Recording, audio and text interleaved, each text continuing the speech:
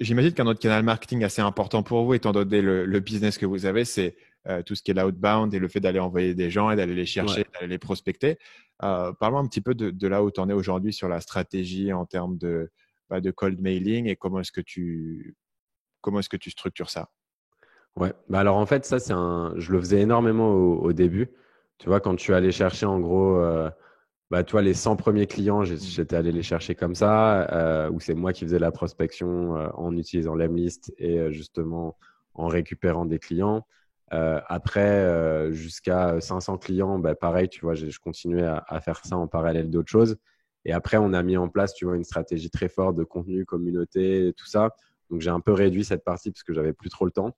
Mais on a recruté quelqu'un qui s'est mis à temps plein là-dessus. Donc, qui fait pareil, beaucoup de prospection et qui, de ce fait, nous donne aussi beaucoup d'insights sur bah, ce qu'elle aime pas dans le process, dans l'outil, tout ça. Donc, en fait, c'est bien tu sais, en anglais, on dit genre, you need to eat your own dog food, tu vois, genre, faut que tu, en gros, et ça, c'est important, Faut je que tu pense, utilises ton d'utiliser son propre produit. produit. Ouais. Ouais, c'est ça. Utilise ton propre produit et c'est super important parce qu'il y a trop de gens, en fait, qui ont tu vois, des CEO ou des fondateurs, quand ils commencent à grossir, qui utilisent plus leurs produits, ils savent pas à quoi ils ressemblent. Et moi, tu vois, je continue à lancer des campagnes. C'est pas forcément toujours des campagnes pour faire de la vente, parce que je l'utilise pour plein de choses, mais des fois, c'est des campagnes de networking. Des fois, c'est des campagnes pour inviter des special guests dans nos lives, pour être sur des podcasts. Enfin, il y a plein de choses, tu vois, Mm. possibles. Euh, Parlons un petit peu du contenu des emails. Donc, votre grand truc, c'est la personnalisation, mais comment est-ce que tu réfléchis aujourd'hui à faire un email qui va avoir une réponse? Comment est-ce que tu réfléchirais à la longueur de l'email? Comment est-ce que tu Ouais, réfléchirais à l'accroche, à l'appel à l'action? Et puis, plus ouais. globalement, la stratégie, tu vois, quel est l'issue que tu veux avoir après un email? Je suppose que tu vas pas envoyer un email aux gens en disant achète et ils achètent directement. Donc, Ouais, c'est ça. comment est-ce que tu structures le follow-up derrière? Ouais. Donc, en gros, tu as parlé de pas mal de points intéressants. Donc, Je dans peux, un je peux premier te les temps, ouais. refaire, je peux te les refaire dans l'ordre si tu veux. C'est vrai que ma question était comment est-ce que tu réfléchis à la longueur de l'email et à l'accroche, Ouais. par exemple? Ok, ouais. Donc en gros, globalement, le point le plus important, c'est au tout départ, si ton email il n'est pas ouvert, il n'est pas lu. Hmm. Donc comment est-ce que tu fais pour que ton objet soit intriguant? Et ça, du coup, il y a deux options. L'option 1, c'est d'être assez casual. Et donc, ça va être des trucs que tu pourrais envoyer, par exemple, à des collègues, des amis ou des personnes que tu connais. Typiquement, café, point d'interrogation, lunch, point d'interrogation. Euh, ou j'ai vu que tu étais, tu vois, une petite phrase comme ça, parce qu'il y a beaucoup de gens aussi qui écrivent des débuts de phrases dans leur objet de mail. Tu vois, ce genre de choses, ça peut marcher. Ou après, sinon, tu as l'aspect très spécifique. Par exemple, je sais que tu vas à telle conférence. J'ai récupéré la liste de toutes les personnes qui vont à une conférence. Et bah, du coup, tu vois, je vais mettre rencontre-nous à et mettre le lien de la conférence, enfin, tu vois, le nom de la conférence Ouais. et ensuite ton prénom, tu vois.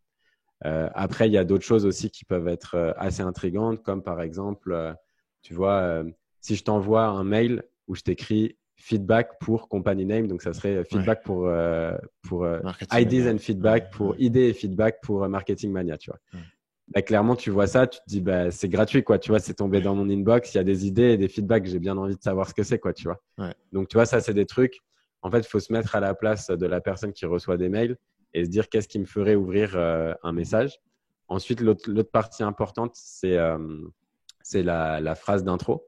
Donc, la plupart des mails commencent par hello ou bonjour, prénom, tu vois.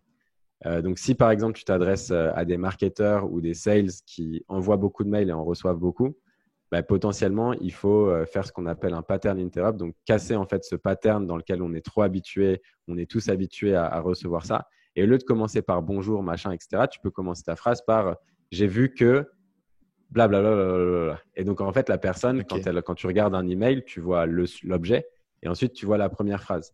Donc, si je vois genre idée, feedback pour Marketing Mana, et le premier truc, c'est j'ai vu que tu étais en train de.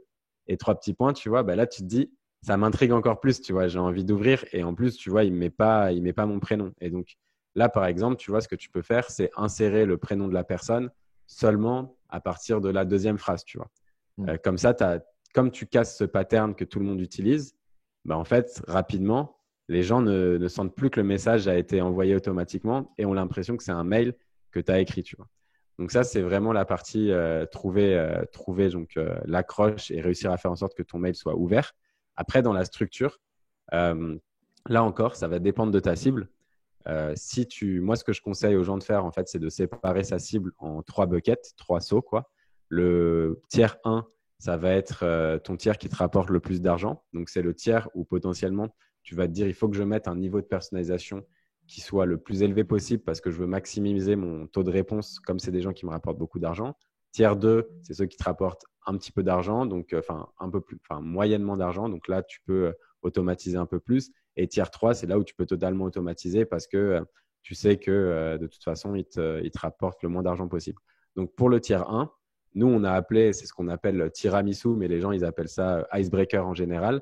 Et là, l'idée, c'est pour chaque personne, il faut que tu aies préparé, tu vois, une phrase de personnalisation. Donc par exemple, tu vois, moi, Stan, ça pourrait être, bah écoute Stan, j'ai regardé toutes tes vidéos sur tes chaînes YouTube. J'adore quand tu fais X, Y, Z, machin, machin. Clairement, tu vois, ça peut pas être automatisé, tu vois. Genre, j'ai dû passer du temps Ouais. et c'est important. Donc, la première étape, c'est de faire en sorte que le message soit à propos de la personne que tu contactes et pas à propos de toi. Parce que là où les gens, en fait, directement, tu vois, font tous les mêmes erreurs, c'est que quand tu vends un produit ou service, bah, tu as tendance à tomber un peu amoureux de ce produit-service. Et donc, ton premier message, c'est hello, hello Stan, est-ce que tu souhaiterais faire boum, boum, boum, boum, boum, bullet point, bullet point, bullet point. Et là, tu vois, tu as perdu la personne et le mec t'a déjà mis en spam, tu vois. Alors que si je parle de toi, dans mon premier message, bah, clairement, tu vois, tu te sens, tu as l'impression que déjà que la personne a passé du temps à personnaliser. Et donc, déjà, pour créer une relation, ça commence un petit peu mieux. Ensuite, il faut avoir une phrase donc, qui soit beaucoup plus à propos donc, de ta value proposition. Donc, par exemple, tu vois, ça pourrait être, je ne sais pas, il faut avoir bien compris sa cible, mais ça pourrait être si tu vends, par exemple, comme nous, un outil de sales automation et qu'on s'adresse, par exemple, à un sales, on pourrait lui dire, comment tu te sentirais si, par exemple, d'ici 3 mois, tu pouvais aller voir ton VP Sales et lui montrer que tu as réussi, que tu utilises un nouvel outil qui te permet de booker 2 fois plus de rendez-vous. Toi, tu poses une question comme ça, évidemment que le mec, la réponse, bah, c'est je serais intéressé. Et après, voilà, là, une fois que tu as ça, c'est le hook un peu, tu vois, donc l'accroche. Et après, du coup, tu as le call to action. Donc là, c'est important de donner un nombre de choix qui soit limité. Donc, par exemple, est-ce que tu serais disponible jeudi à 2 heures ou vendredi à 11 heures? Parce que comme ça, tu vois, tu limites la personne. Elle a juste à regarder si jeudi 11 heures ou vendredi 12 heures, elle est disponible. Et là, tu vois, comme tu n'as pas le paradoxe des choix où tu en as trop, etc. Et donc, en général, bah, ça te permet de construire cette relation. Et après, du coup, tu as parlé aussi d'un point très important qui sont les relances ou follow-up. Et moi, ce que je conseille sur des sales, c'est de faire un total de 5 à 6 relances. Et là, tu vois, chaque relance, en fait, c'est une opportunité supplémentaire pour, là, tu peux ajouter un peu plus de contenu, que ce soit des success stories que tu as eu avec des clients semblables à ceux que tu cibles, euh, un follow-up tout simple juste pour dire est-ce que tu as bien reçu mon précédent message, tu vois, genre une ligne très rapide, etc. Et après, voilà, tu vas rajouter de plus en plus de contenu et là, tu peux parler un peu plus de toi dans les follow-up d'après et voire un petit peu plus pushy. Mais il faut toujours se rappeler que le mail de prospection, surtout quand tu fais ça sur des leads froids, donc des gens qui ne te connaissent pas, tu n'arriveras jamais à vendre de façon totalement automatisée. Le but, c'est de construire des relations. Donc, ton call to action doit amener à un rendez-vous, à un entretien téléphonique, un call, un hangout, peu importe, mais ne pas essayer d'amener sur des sales parce que ça ne marchera pas du tout, quoi. Tu fais 5 relances, tu les fais à quel intervalle? Ouais, alors première relance, en général, c'est la relance très courte. Je voulais juste être sûr que tu avais bien reçu mon message précédent. Ça, je l'ai fait genre 2, 3 jours après. Et après, j'alterne entre un délai de 6 à 8 jours entre chaque relance. Pourquoi 6 à 8? Parce que pour pas être trop régulier sur le 7. Ouais, c'est ça, c'est ça. Genre, parce que 7, ça fait vraiment trop automatisé. Les gens, Ok. ils se disent, bah, OK, tous les Ouais. jeudis, ils m'envoient le même message, c'est un peu chiant. Ce qui est cool, c'est d'alterner les jours parce que tu vois, ça peut. En fait, tu connais pas l'emploi du temps de ta cible. Tu vois, si ça se trouve, en fait, le jeudi, pour lui, c'est le jour où il fait de l'équitation le soir et il a qu'une envie, c'est de pas regarder ses mails et d'avancer vite et de dépiler, tu vois. Donc, je pense que c'est important de varier ce genre de choses. Euh, Donc, du coup, on est sur des emails qui sont assez courts parce qu'il y a deux approches de l'email. Il y aurait une approche qui serait de dire, OK, je vais être bien précis sur ma proposition de valeur, sur toutes mes Ouais. features, etc. Toi, tu conseilles sur du cold email de ne pas faire ça. Ouais, moi je conseille en fait vraiment d'aller sur de la création de relations et c'est là où en fait l'aspect image personnalisée peut apporter aussi beaucoup parce qu'en fait typiquement tu vois tu peux rendre la prospection beaucoup plus humaine. Donc on avait en fait ben, tu vois nous on peut insérer dynamiquement des logos, des screenshots de sites internet sans que tu aies besoin de le faire à la mano et donc du coup tu vois tu peux créer des images où toi tu te prends en photo par exemple et tu vas mettre tu vois l'image qui marche très bien c'est celle du Starbucks Coffee là où tu vois tu as le petit gobelet Starbucks. Et dessus, j'ai mis le tag prénom. Et donc, je Hmm. fais une photo avec un café. Et là, je te propose un café. Et si je t'écris à toi, Stan, il y aura écrit Stan sur le Ouais. gobelet Starbucks, tu vois. Et Hmm. donc, on se fait un café virtuel. Et là, le premier truc que tu vois, toi, quand tu ouvres le mail, c'est tu vois un mec avec un gobelet Starbucks avec ton prénom dessus, tu vois. Et pareil, tu vois, on peut faire des trucs où en mode, il y avait plein de nos clients qui se prenaient en photo avec leurs ordis et ils avaient mis le screenshot de la personne qui contactait de façon dynamique. Et là, c'était, en gros, ils disaient, bah, on était en train de regarder ton site internet et on a vu qu'il y avait deux, trois choses. En fait, on a noté 5, 6 idées. Les 3 premières, c'était tac, tac, tac, tac. Si tu as envie de savoir la suite, on se fait un petit call de 10 minutes. Promis, ça n'engage à rien, tu vois. Et Hmm. là, pareil, tu vois, tu apportes de la valeur dans un premier lieu. Et ensuite, tu as la curiosité, tu as éveillé la curiosité de ton prospect. Donc, forcément, ils vont vouloir passer en call avec toi. Et un autre truc aussi qui marche vraiment de façon, là où c'est les meilleurs résultats, c'est la vidéo. C'est-à-dire que tu vois, tu fais une vidéo qui est soit personnalisée en fonction de la personne. Donc là, ça veut dire, OK, je vais vraiment faire des recherches sur toi, Stan. Et donc, du coup, dans ma vidéo, je dirais, salut Stan, je suis vraiment fan de Marketing Mania, nan, nan, nan, et je mets tous les points.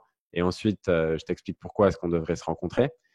Ou sinon, je fais une vidéo qui est pour une cible spécifique. Et là, tu vois, c'est Hello, j'ai vu que bah, tu vois, tu lançais ta boîte, que tu vendais beaucoup de formations, etc.